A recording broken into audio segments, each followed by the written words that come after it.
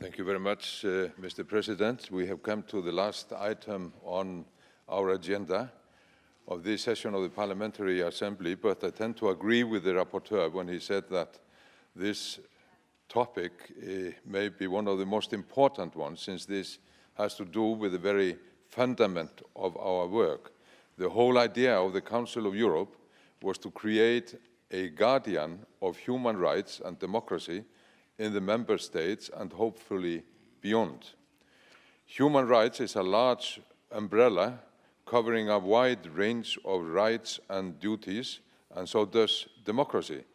Democracy is certainly about free and fair elections, but it is also about various freedoms and obligations and the possible abuse of these freedoms, such as when we harm others with our deeds or our words.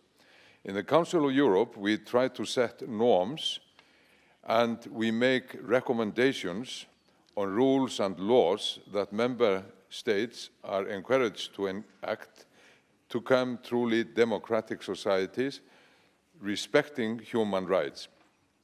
Here, of course, is of fundamental importance to have a judiciary which is based on these principles and functions accordingly. This is not always the case, as we know, and this paper deals with one aspect of this, namely judicial corruption, and it urges all member states to implement the Assembly's proposals that have been made to prevent and uproot corruption where it may exist. I think it is an excellent paper and would like to congratulate and thank the rapporteur for his work and tell him that we in the United Left Group wholeheartedly support his proposals. We are also grateful for the addendum to the report, which is informative and useful, and I would also like to thank the rapporteur for his work there. And I agree with what he says in his conclusion, that a country-by-country update shows that the issue of judicial corruption is still highly relevant in many Council of Europe member states.